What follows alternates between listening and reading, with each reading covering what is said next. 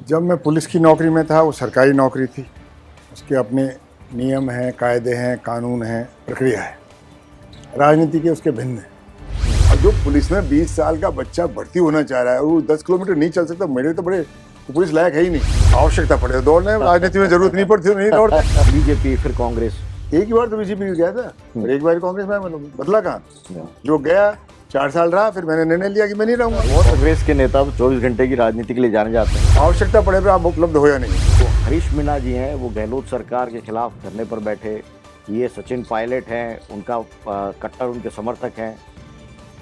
मैं जनप्रतिनिधि हूँ जनता के साथ। ये राजस्थान में सुधार की आवश्यकता है कांग्रेस पार्टी को। तो जो भी नए विचार आएंगे हम उनको स्वागत करेंगे। क्या राजस्थान के अंदर कांग्रेस को अब क्या वो रीजनल लीडरशिप के ऊपर जाना चाहिए, बजाय एक राजस्थान का एक नेता अलग अलग क्षेत्रों से जो नेता हैं उनकी कलेक्टिव लीडरशिप के ऊपर आना चाहिए?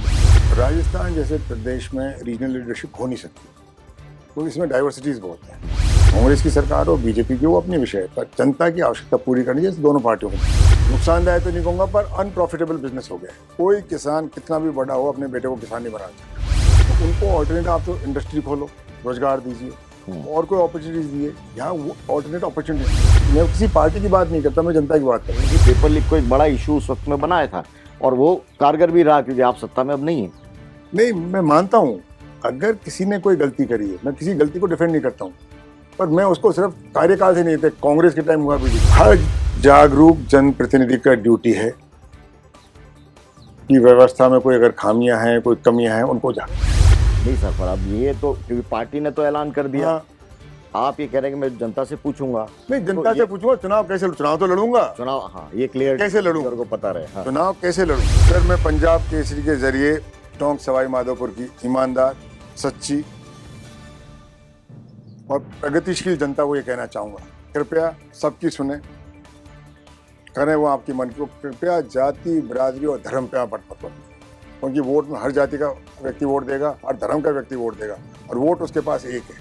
तो वोट उसको दो जो आपके स्वयं के हित में हो, आपके देश के हित में। नमस्कार। लोकसभा चुनाव का दौर शुरू हो गया है, उम्मीदवारों की घोषणा हो रही है और पंजाब केसरी उन तमाम नेताओं से, उन तमाम उम्मीदवारों से बात कर रहा है एक स्पेशल सीरीज़ के ज़रिए, जिसमें उन उम्मीदवारों की क्या उनका दावा है जीत को लेकर, क्या उनके गणित हैं, समीकरण हैं, इन तमाम मुद्दों पर बात होगी और साथ ही साथ उनकी व्यक्तिगत ज़िंदगी के उन पहलुओं को भी हम सामने लाएंगे जो अक्सर पब्लिक लाइफ में या तो बहुत पीछे छूट जाता है या फिर चर्चा में ज़्यादा नहीं रहता। आज इसी सीरीज़ में हमारे साथ में मौजूद हैं टोंक सवाई माधोपुर क्षेत्र से कांग्रेस से जो उम्मीदवार हैं लोकसभा सीट के लिए, हरीश चंद्र मीणा जी। बहुत बहुत स्वागत है हरीश जी आपका। धन्यवाद सर। आपका अगर दौर में देखता हूं तो पहले तो सियासत की बात होती है आमतौर पर इंटरव्यूज़ में, लेकिन मैं शुरू करना चाहता हूं 2009 से लेकर 2013 तक। आप मेरे ख्याल से ऐसे अकेले वाहिद डीजीपी रहे हैं, इतना लंबा कार्यकाल रहा है राजस्थान का, और बाकी राज्यों पे भी कंपैरिजन अगर करते हैं तो वहाँ से और राजनीति के अंदर 2014 में आप भारतीय जनता पार्टी आपने ज्वाइन कर ली। तो बड़ी चर्चा उस वक्त ये थी कि गहलोत सरकार के वक्त के डीजीपी और भारतीय जनता पार्टी के अंदर शामिल हो गए। क्या आपका उस पर टेक है अभी? जब मैं पुलिस की नौकरी में था वो सरकारी नौकरी थी। उसके अपने नियम हैं, कायदे हैं, कानून हैं, प्रक्रिया है। राजनीति के उसके भिन्न है। तो मैं डीजी था, जिस जो भी नौकरी में था, मैं एक ऐसा गवर्नमेंट सर्वेंट था। तो मेरे पास 2014 में निर्णय लेना था, मैं राजनीति में आऊं तो किस दल में जाऊं। 2014 एक नया दौर था भारत की राजनीति में। तो मैंने देखा कि भाई देखिए इसमें देखें, समय मिला, अवसर मिला, जनता का आशीर्वाद मिला, मुझे लोकसभा पहुंचने का मौका मिला। तो ये तो उसका एक कहानी है, पुलिस से भारतीय जनता पार्टी के सांसद तक, और अब आपके सामने हूं। लेकिन एक पब्लिक डोमेन में चर्चा है, आप और इसका उसको ऑथेंटिकेशन उसका करेंगे आपके जो जवाब से। आमतौर पर माना जाता है सीएस है या डीजीपी है, वो एक तरह से सॉर्ट ऑफ पॉलिटिकल पोस्टिंग भी होती है। मतलब योग्यता और पैमाना तो होता ही है, लेकिन राजनीतिज्ञों की पसंद का भी मामला होता है। सर, जिस दिन मैं डीजी बना, मैं राजस्थान का सीनियर मोस्ट आईपीएस ऑफिसर था। मैंने ना तो एक आदमी को सुपरसीड किया, और मेरे बैच का मैं अकेला ही था। हम्म, तो दावेदारी तो जब हो कि पोस्ट एक और मांगने वाले 5 हो, तो चॉइस आई थिंक सर तकदीर का खेल है इसका, मैं कोई किसी का वो नहीं है। और डीजी बनने के लिए भारत सरकार एमपैनल करती है on the basis of service record, ACRs के इनके बेसिस पे। तो मैं एकमात्र अधिकारी था जो एमपैनल था, उन्हीं में से बनाना था, एक ही आदमी था, एक ही पोस्ट थी, एक कोई बनाना था, शायद यही कारण था। जब आपके इंटरव्यू के लिए जब मैं देख रहा था तो मेरे दिमाग में एक विजुअल था जिसमें राजस्थान के डीजीपी फतेह सागर उदयपुर में 10 किलोमीटर है वो दौड़ रहे हैं, और उस वक्त बहुत कंट्रोवर्सी हुई कि कांस्टेबल की भर्ती परीक्षा इतनी सख्त कर दी है कि लोग मर रहे हैं और सरकार है या प्रशासन या पुलिस है वो उस तरफ ध्यान नहीं दे रहा। तब हरीश मीनायव अचानक सीन से आते हैं, आउट ऑफ सीन, और अचानक वो दौड़ लगाते हैं सुबह सुबह फतेह सागर की पाल पर। फिर कोटा से फिर खबरें आई, 48 मिनट में आपने 10 किलोमीटर की दौड़ है वो पूरी की। वो कहाँ से, मतलब उस वक्त जो आलोचना थी उससे एक तरह से आपने मुकाबला करने का वो थॉट कैसे आया आपके मन में? अमूमन ये होता है कि प्रेस कॉन्फ्रेंस करते हैं, सफाई देते हैं। सर पुलिस की नौकरी या तो आप उनके काम से देखते हो या उनकी छवि से देखते हो, पुलिस कैसी है। तो काम तो आपका काम पड़ता है जब देखते हो, पर छवि आप हर बार देखते हो। जैसे आप सड़क पर जा रहे हैं, ट्रैफिक पुलिस ने रोका नहीं आपको, तो आपको काम ही नहीं पड़ा, तो देखा तो सही वो क्या कर रहा है, कैसे कर रहा है, टेलीफोन पे बात कर रहा है मुझसे। तो पुलिस की अक्सर शिकायत होती थी प्रेस में भी, और मुझे भी लगता था कि मोटे मोटे पुलिस वाले हैं, ये क्या काम करेंगे, और छाप देते थे कि साहब ये मैं ये गांव के लड़के हैं, सीधे लड़के मोटे कैसे होते हैं, गांव से आते हैं, वो मोटा हो नहीं सकता। खैर तो मैंने कहा कि शुरुआत जो भी रहा तो मेरा ये माना कि कैसे करें इसको, उनको फिजिकल एक्टिविटी पे ध्यान देना पड़ेगा, और उसी को प्रेरित करके मैंने सोचा कि ऐसा क्या हो कि भर्ती के टाइम ही आप ऐसे लोगों को भर्ती करें जिनमें शारीरिक क्षमता है। तो मैंने 10 किलोमीटर का एक कर दिया, क्योंकि मैं पुलिस का मुखिया था, कानून बनाना हाथ में था मेरे। तो मैंने कहा जो 10 किलोमीटर 60 मिनट या उससे कम में करेगा उसको भर्ती करें। एजुकेशनल क्वालिफिकेशन वही रखी, जो जितना पास था उतना ही रहे, परीक्षा भी कर, ये लास्ट में होती थी। तो कोई मेरिट से कॉम्प्रोमाइज नहीं किया, क्वालिटी से कॉम्प्रोमाइज नहीं किया, जो पास हो गए रिटर्न में उन्हीं को दौड़ाया। क्योंकि पहली बार हुआ था राजस्थान में ऐसा प्रयोग, लोग पहली बार दौड़े, ज्यादा दौड़ गए, उसमें 1-2 लड़के जो कैंडिडेट्स डेथ हो गई, अखबारों में बड़ी खबर, ऐसा क्या नियम आया, ऐसा डीजी आया, जो कुछ भी पॉलिटिकल सर्कल्स में भी हुआ, सरकार में हुआ, मुझे बुलाया गया कि ये क्या कर दिए भाई, सब कुछ शांतिपूर्ण तरीके चले, साहब ने कहा करते भाई साहब लड़का मरा उसका मुझे अफसोस है, पर आपको दौड़ के कारण मर गया ये मेरी समझ में। जो भी तत्कालीन मंत्री होंगे, जो भी नुमाइंदे थे कि नहीं आप ये, मैंने कहा सर ये संभव है, 10 किलोमीटर एक रूरल बच्चे के लिए, it is walk come run, और आप तेज चलेंगे तो भी कर लेंगे। अब जो पुलिस में 20 साल का बच्चा भर्ती होना चाह रहा है और वो 10 किलोमीटर नहीं चल सकता, मेरे तो बड़े पुलिस लायक है ही नहीं होगा। तो मैंने कहा मैं कर दूंगा, चाहे मैं 54, 55, 56 साल का था। तो सब लोग आप कैसे कर दोगे, वो नहीं करो, मैं करूंगा, तो पार्ट ऑफ माई जॉब। मैंने किया, जगह जहाँ जहाँ मरे थे लोग, मैं दौड़ा। जो कोटा का हम जिक्र करते, तत्कालीन गृह मंत्री कोटा के, मेरे जो दौड़ के बताओ, मैं आप चल चले, पैर दौड़ेंगे, मैं थोड़ी दौड़ूंगा, तो पैर बीकानेर में चलेगा, जयपुर में भी चलेगा, वहां भी चलेगा। तो एक तरह का जो अननेसेसरी जो कंट्रोवर्सी थी, जिसमें कोई मेरिट नहीं था, कोई सब्सटेंस नहीं थी, तो ऐसा जमाना है, नॉन इश्यूज बन जाते हैं। तो एक तरीका ये था कि हाँ होना चाहिए। आज भी दौड़ लेते हैं आप इतनी? आवश्यकता पड़े तो दौड़ने, राजनीति में जरूरत नहीं पड़ती, नहीं दौड़ते। लेकिन ये बड़ा यूनिक आइडिया था, ये खुद ने आपने सोचा था या कहीं आपने ऐसा आपने मैंने कहीं किताब में पढ़ा था, मैंने कभी पढ़ा था सर कि इंग्लैंड पुलिस में, जो पूरी दुनिया की पुलिस फोर्स है, इंग्लैंड पुलिस पे मॉडल्ड है, उसको बॉबी बोलते हैं कांस्टेबल को। तो उनके 2 तरह की, एक तो जो जांच पुलिस वाले करते हैं उनकी रिक्वायरमेंट अलग है, जो लॉ एंड ऑर्डर की ड्यूटी जो सड़क पे रहता है, जिसको जनता देखती है, उसकी रिक्वायरमेंट्स अलग है। तो हमारी चूंकि पुलिस को रोज जनता सड़क पे देखती है, तो उसके अपीयरेंस का भी फर्क पड़ता है। एक आपको रेस्ट पोस्ट आदमी मिले या स्वस्थ आदमी मिले, जनता का फर्स्ट इंप्रेशन वो पड़ता है ना, एक अच्छा पड़ता है, और एक लेजी, क्लमजी, बेडौला। तो मेरा ये था कि आपका अपीयरेंस तो ठीक हो, इसी दिशा में था। बाकी मेरा कोई पर्सनल एजेंडा नहीं था, कोई मेरा कुछ लेना नहीं, जो भी भर्ती हो वो मेरिट पे हो। लेकिन यकीनन उस वक्त में जिसने देखा तो लगा कि वाकई अगर इस तरह के एग्जाम्पल हैं वो सेट हो सकते हैं। बहुत अच्छा पुलिस का आपका करियर रहा। राजनीति में जो आपके आलोचक हैं वो एक परसेप्शन लेके चलते हैं कि हरीश मीणा जी हैं वो पॉलिटिकल सही टाइम पे डिसीजन है या किस पार्टी में रहना है वो तय नहीं कर पाता। आपके जैसा बंदा जो बिल्कुल पुलिस के एक डिसिप्लिन में रहा है और उसका एक बड़ा डिसीजन मेकिंग एक बहुत बड़ा एक उसमें रोल होता है, पॉलिटिकली क्या हो गया? सही हुआ। कहा बीजेपी फिर कांग्रेस। एक ही बार तो बीजेपी में गया था और एक बार कांग्रेस में, मतलब बदला कहाँ? Yeah. जो गया 4 साल रहा, फिर मैंने निर्णय लिया कि मैं नहीं रहूंगा, तो 2 बार तो बीजेपी कांग्रेस से जीत रहा हूँ, उसी कॉन्स्टिट्यूंसी, वही सीट, वही पार्टी, कुछ नहीं बदला मैंने। आगे जब आप सांसद बने, एक ब्यूरोक्रेट से आप सांसद बने, लाइफ में क्या बदलाव आया? लोगों की एक्सपेक्टेशन, क्योंकि वो भी एक तरह की पब्लिक लाइफ थी लेकिन वो एक सर्टेन उसके अंदर कुछ लिमिटेशन थी। अब ये पॉलिटिकल डोमेन में आया तो पूरी तरह से एक तरह से आपकी पर्सनल लाइफ तो कुछ रही नहीं। किस रूप में आपने अपने आप को ढाला? क्या बदलाव महसूस हुआ? सर, पर्सनल लाइफ के लिए अगर आपको समय निकालना है, हर आदमी के पास, दुनिया का सबसे बड़ा अगर कोई नेता है, अमेरिका का राष्ट्रपति है, तो सबसे व्यस्त होना चाहिए। वो भी छुट्टी पे जाते हैं, वो भी फैमिली लाइफ 8 साल जाते हैं। 24 घंटे में आप मैनेज कैसे करते हो? टाइम मैनेजमेंट भी तो एक चीज़ है ना। बहुत सारे लोग चाय की दुकान में 24 घंटे बैठ जाते हैं, करते कुछ नहीं, और सारे दिन आते भाई चर्चा करी, क्या चर्चा करी? 5 मिनट में कर लो।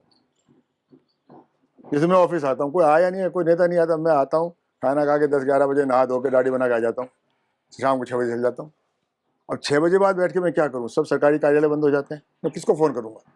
तो आने जाने वाले अपने गांव चले जाते हैं, घर चले जाते हैं। तो अब अनावश्यक काम को मैं 24 घंटे की राजनीति करता हूँ। आवश्यकता उतनी करो। तो इट इज, ये आपके ऊपर है। और जनता बहुत, कांग्रेस के नेता तो 24 घंटे की राजनीति के लिए जाने जाते हैं, खासतौर से आप, अशोक गहलोत, मैं सचिन किसी के पायलट। कुछ नहीं कह रहा, मैं मेरे बारे में कह रहा हूँ। जनता अच्छी है। आप जनता की नजर से अपने आप को देखो। आप खुद कह रहे हो मैं अच्छा हूँ, मैं 24 घंटे करते होंगे, मुझे किसी के बारे में कुछ पता। मैं कह रहा हूँ आवश्यकता पड़े पे आप उपलब्ध हो या नहीं है। कुछ समय पहले, कुछ साल पहले मेरी कॉन्स्टिट्यूंसी में एक आदमी को पुलिस वालों ने मार दिया। मैं जाके भूख हड़ताल पे बैठ गया, बैठा, मैं सत्ता पक्ष का एमएलए था, मेरी पार्टी के खिलाफ बैठा। तो लोगों ने ऐसा भी उसका प्रचार किया कि ये कांग्रेस के खिलाफ, कांग्रेस का एमएलए। मैं कह नहीं, मैं कांग्रेस के खिलाफ नहीं हूँ, मैं अत्याचार के खिलाफ।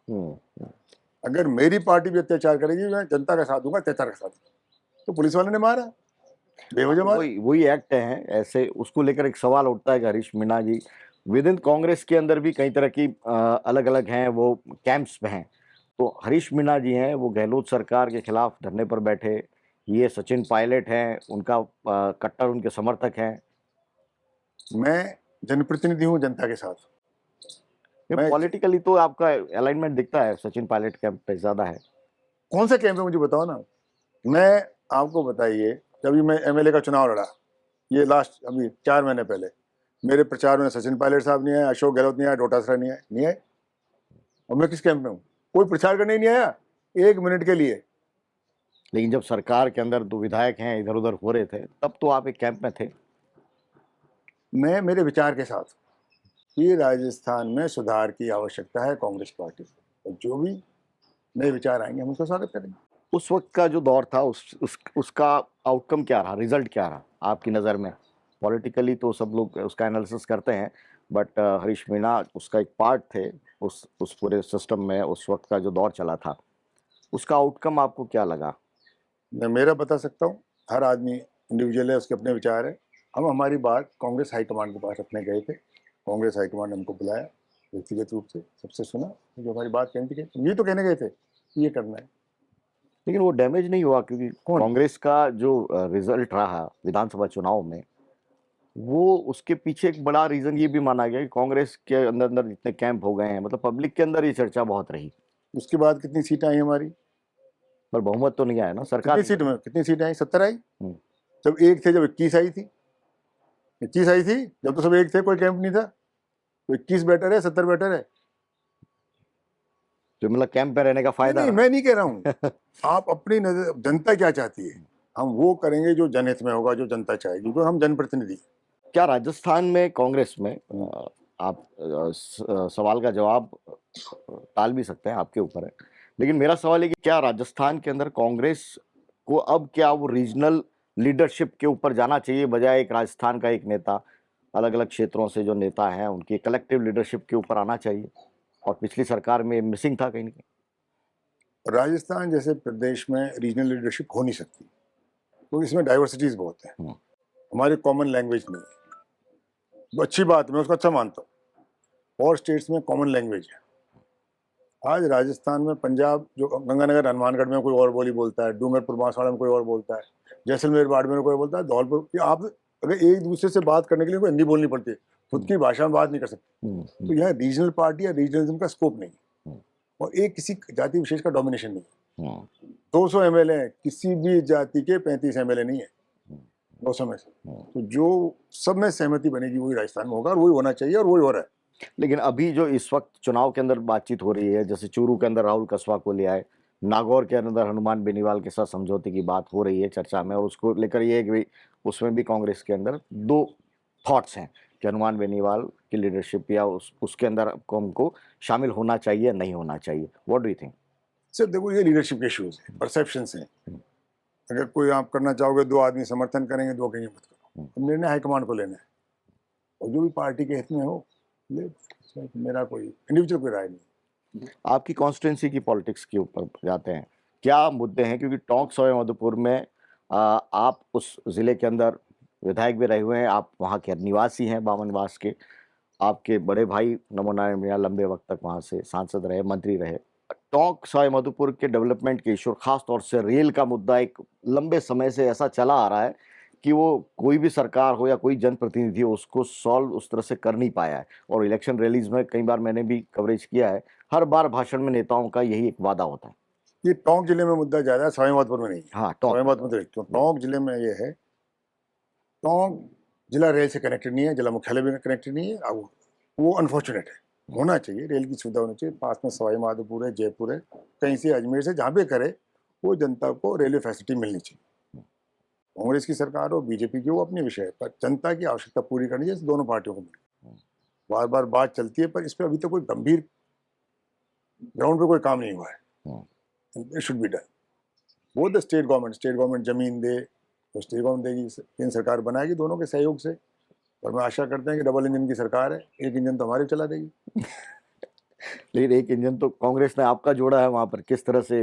नहीं, अब राजस्थान में भी बीजेपी सरकार है, वहाँ भी बीजेपी सरकार चलाए, हम तो स्वागत करेंगे। हम तो चाहते हैं डबल इंजन चलाएं, हमको रेल तो दे। लेकिन जनता के बीच में किन मुद्दों को लेकर जा रहे हैं आप टॉक से? मेन जो मेरा है, मैं मान रहा हूँ कि ग्रामीण क्षेत्र है, या इंडस्ट्री नहीं है, एग्रीकल्चर भी सीजनल है, मौसमी। मतलब यहाँ इरिगेशन, वो कैनाल इरिगेशन नहीं है, कुछ बहुत कम इलाके में है। तो लोगों को, किसान, क्योंकि आज खेती नुकसानदायक तो नहीं कहूँगा, पर अनप्रॉफिटेबल बिजनेस हो गया है। कोई किसान कितना भी बड़ा हो अपने बेटे को किसान नहीं बनाना चाहता, तो इसका मतलब उसमें कोई गुंजाइश नहीं है। तो उनको ऑल्टरनेट, आप तो इंडस्ट्री खोलो, रोजगार दीजिए, और कोई अपॉर्चुनिटीज दिए। यहाँ वो ऑल्टरनेट अपॉर्चुनिटी नहीं, जमीनें कम होती जा रही है, आबादी बढ़ रही है, जमीनों का बंटवारे होते होते जमीन खत्म हो गई, तो हमारे बच्चे गलत दिशा में जा रहे हैं। पहले तो होना चाहिए हमारी सरकार का, जो यूथ है, टैलेंटेड यूथ है, एजुकेटेड यूथ है, इसको कैसे यूटिलाइज करें। फिर देन हेल्थ है, एजुकेशन है, ट्रांसपोर्टेशन है, रोड्स। और ये मेरी कॉन्स्टिट्यूंसी में पिछले 5 साल में 3 नई कॉलेज खुलाई, और तीनों ही गर्ल्स की खुलाई। लोगों को बड़ा आगे, सब गर्ल्स कॉलेज को बच्चों का। मैं क्या, हमारे महिला का पढ़ना चाहिए। बच्चा 10 किलोमीटर दूर जा सकता है पढ़ने के लिए, रात को हमारे बच्चों को नहीं भेज पाएंगे, आने जाने के गाँव में साधन नहीं है, सिटी बस नहीं है, ट्रेन कैसे आएंगी। बहुत लोग, बहुत हमारी बच्चियाँ छोड़ देती। तो मेरा बेसिक ये है, एजुकेशन के बिना हमारा फर्स्ट स्टेप नहीं होगा। Health is important, but that can wait, but education can not wait. Education हो, हेल्थ हो, ये काफ़ी चीज़ सॉल्व करती है। आज आप देखिए राजस्थान का जो यूथ है, अंडर नरिश्ड, बच्चों का आप देखिए उनका हेल्थ क्या है। आप शहर छोड़ दिए, थोड़ा सा गांव में जाइए, कुछ है ही नहीं पौष्टिकता। ये जो हमारे सरकारें हैं, मैं किसी पार्टी की बात नहीं करता, मैं जनता की बात करता हूँ। ये हमारी प्राथमिकता, हर पार्टी की प्राथमिकता होनी चाहिए। आप समुद्र में बाद में चले जाना, चांद पे जब भी चले जाना, 2 दिन बाद चले जाना, भारत का झंडा लेके चले जाना, जो भी कर लेना। पर अब इसको तो भूखे तो रोटी तो दो, प्यासे को पानी तो दो, बेरोजगार को रोजगार तो दो। ये मुद्दे हमारे साथ। रोजगार का मुद्दा, चूंकि पुलिस भर्ती और उससे आप जुड़े हुए हैं, और जब मैं आपके बारे में रिसर्च कर रहा था तो एक बड़ी इंटरेस्टिंग इन्फॉर्मेशन ये है कि आपके कार्यकाल में, लंबा कार्यकाल, और उसमें जितनी भर्तियां हुई हैं कोई भी कोर्ट के अंदर उसमें चैलेंज नहीं हुआ है। और ये एसआई भर्ती वाला जो इशू आया है, और आप ही की सरकार उस वक्त में थी, कांग्रेस की सरकार, क्या आप भी उस वक्त आप भी प्रभावी भूमिका में थे? सब मैं भ्रष्टाचार को किसी पार्टी से, किसी के कार्यकाल से, किसी जाति से, धर्म से नहीं जोड़ता। अपराध हर राज्य में होंगे, होते हैं। आप कोई भी सरकार किसी भी दुनिया में गारंटी नहीं दे कि मेरे कार्यकाल में अपराध नहीं होगा। अपराध पुलिस के दोहरी मापदंड होते हैं, prevention and detection of crime. कोशिश करो कि अपराध हो नहीं, अगर हो जाए तो डिटेक्ट तो हो। नहीं, पर ये तो भर्ती प्रक्रिया का, ये अपराध का नहीं, तो भर्ती भर्ती प्रक्रिया मतलब के आप अंदर ही सिस्टम में ही कहीं ना कहीं बहुत बड़ी गड़बड़ थी ना। एसआई भर्ती वाला जो कांस्टेबल भर्ती का, ये एसआई भर्ती का जो मामला था, जिस रूप में सामने आया था, किस रूप में पूरा एक साजिश है वो जुड़ेगी, कहाँ कहाँ लूप होल्स हो सकते हैं, ये तो चेक करना, ये इंटेलिजेंस और ये प्लानिंग, फुल प्रूफ प्लानिंग, ये तो मतलब जिम्मेदारी वाला काम था, ये सरकार के हाथ में नहीं हो पाया ना। ऐसा कैसे हो गया कि हरीश मीणा जब डीजीपी थे तब नहीं हुआ, और अब है वो उस रूप में पूरी एक फहरिस्त निकल कर आ रही है कि हर मामले में भर्ती में पेपर लीक हो रहा है, ये हो रहा है, पुलिस की भर्ती में ये हो रहा है।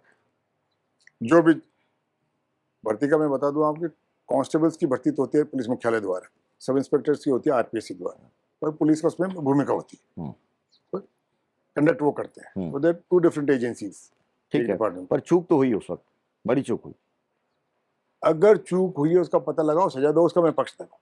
मैं कभी किसी का गलत काम का, अपराध को मैं अपराध की दृष्टि से देखूंगा, राजनीतिक दृष्टिकोण से नहीं देखूँ, किस पार्टी के टाइम में हुआ, किस जाति का आदमी ने क्या नहीं किया। अपराध अपराध होता है, तो कानून की दृष्टि से देखना चाहिए। लेकिन उसने बहुत डैमेज किया ना, ये पेपर लीक का मामला। नहीं, आपको नहीं लगता कि कांग्रेस की सरकार को तमाम आपने वादे वादे किए, तमाम आप कह रहे हैं सीट हम आ गए, लेकिन कहीं ना कहीं पेपर लीक को एक बड़ा इशू उस वक्त में बनाया था, और वो कारगर भी रहा, क्योंकि आप सत्ता में अब नहीं है। नहीं, मैं मानता हूँ अगर किसी ने कोई गलती करी है, मैं किसी गलती को डिफेंड नहीं करता हूँ, पर मैं उसको सिर्फ कार्यकाल से नहीं थे, कांग्रेस के टाइम हुआ, बीजेपी, अपराध किसी भी काल में हुआ, मुगलों के काल में हुआ, राजाओं में हुआ, सामंतों का हुआ, अपराध अपराध है। और जिसने भी अपराध किया, अपराधी को सजा मिलनी चाहिए, उसका मैं पक्ष था। पर उसको राजनीतिक दृष्टिकोण से नहीं देखूंगा, मैं अपराध को कानून की दृष्टि से देखूंगा। मैं यही फर्क है, किसी के कार्यकाल में हो। एक तरह से लोग कह रहे हैं कि उस वक्त जो सचिन पायलट ने मुद्दे उठाए थे, ये जो ताज़ा मामले जिस रूप में सामने आ रहे हैं, उसी बात पर कहीं ना कहीं मुहर है। हर जागरूक जनप्रतिनिधि का ड्यूटी है